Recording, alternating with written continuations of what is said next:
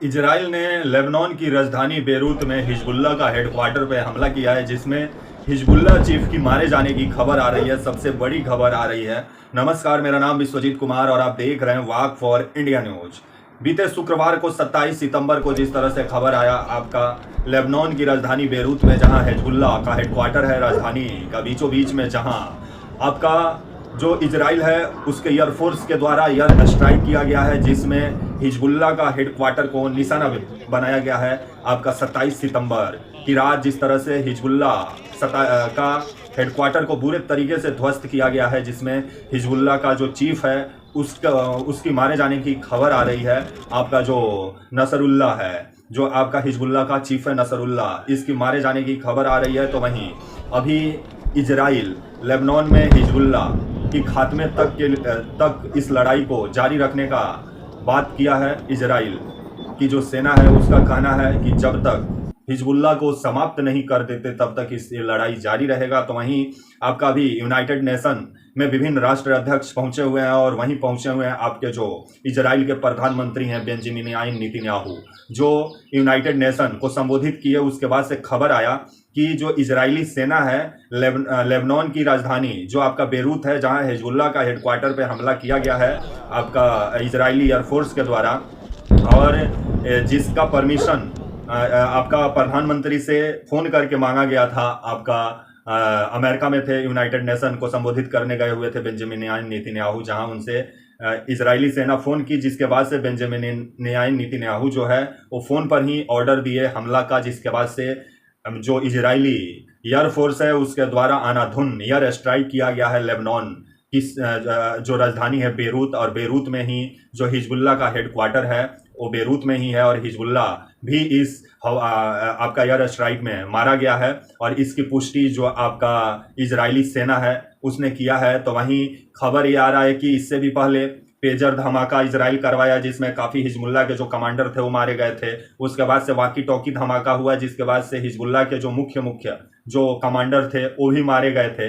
अब हिजबुल्लाह का मुख्य जो करता धरता जो था आपका जो हिजबुल्लाह चीफ था, जो आपका नसरुल्लाह, इसको भी एयर स्ट्राइक में मार गिराया है इजराइल ने, और इजराइल ने इसकी पुष्टि की है। लेकिन लेबनान में जो हमला हुआ है बेरूत में, जो हिजबुल्लाह का कमांडर को जो इजराइल मार गिराया है आपका नसरुल्लाह का, इसका बदला लेबनान में जो हिजबुल्लाह के सैनिक हैं वो बोल रहे हैं कि आने वाले समय में इसका बदला लिया जाएगा। तो वहीं अभी इजराइल दो मोर्चों पे लड़ रहा है। इधर लेबनान में हिजबुल्लाह के सैनिकों से लड़ रहा है, तो उधर आपका जो हमास हैं, हमास के जो लड़ाके हैं उनसे भी लड़ रहा है आपका इजराइल। तो वहीं इजराइल के जो प्रधानमंत्री हैं बेंजामिन नेतन्याहू, इनका विरोध देश में ही शुरू हो गया है, क्योंकि जो हमास है वो बहुत सारे इजराइलियों को बंधक बना के रखा हुआ है, जिसको छुड़ाने की मांग इजराइल के लोग कर रहे हैं। और हर दिन इजराइल की जो राजधानी है तेल अवीव, जहां इजरायली लोग प्रदर्शन कर रहे हैं, और जो आपके बेंजामिन नेतन्याहू जो प्रधानमंत्री हैं इजराइल का,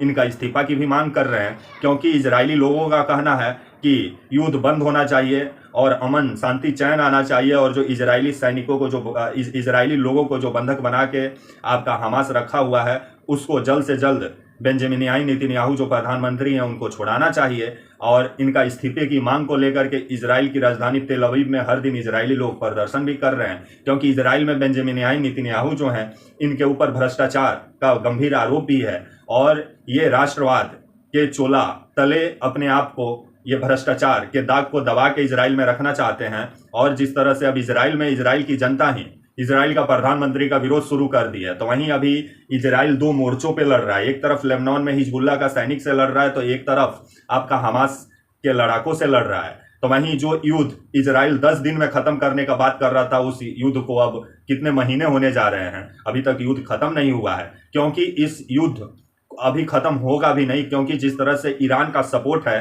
तो ईरान के पास इजराइल से ज़्यादा गन बारूद है और इजराइल से ज़्यादा फाइटर प्लेन है, लड़ाके भी इजराइल से ज़्यादा ईरान के पास है। और आने वाले समय में अगर इजराइल अगर युद्ध विराम नहीं किया, तो आने वाले समय में अगर ईरान इस युद्ध में कूद जाता है, तो ये समझ लीजिए कि तीसरा विश्व युद्ध होना निश्चित है, क्योंकि रूस ईरान का सपोर्टर रहा है और इधर से अमेरिका इजराइल का सपोर्टर रहा है। दोनों गन बारूद भेजेंगे, इजराइल में गन बारूद भेज के अमेरिका अपना दुकानदारी चमकाएगा, रूस गन बारूद भेज के ईरान में अपना दुकानदारी चलाएगा और मारे जाएंगे आम लोग। और वैसे भी अभी इजराइल और हमास युद्ध के बीच आम फिलिस्तीनी बेमौत मारे गए हैं। 50,000 से भी ज़्यादा इनकी संख्या बताई जा रही है जो काल के मुंह में समा गए और बेमौत मारे गए हैं। तो वहीं अभी लेबनान में भी काफ़ी लोगों की, बेरूत जो राजधानी है वहाँ जो एयर स्ट्राइक किया गया है आपका इजराइल के द्वारा, उसमें 70 लोगों की मारे जाने की खबर आ रही है। और हिजबुल्लाह जो चीफ है नसरुल्लाह, उसको भी मार गिराया है इजराइल का कहना, इजराइल आर्मी का कहना है। लेकिन ये लड़ाई कहाँ जाके खत्म होता है देखने वाली बात होगी। अगर ये लड़ाई नहीं खत्म हुआ तो आने वाले समय में अगर खाड़ी देश सब एक हुए तो ये तीसरा विश्व युद्ध होना निश्चित है। तब तक के लिए नमस्कार, जय हिंद, वंदे मातरम।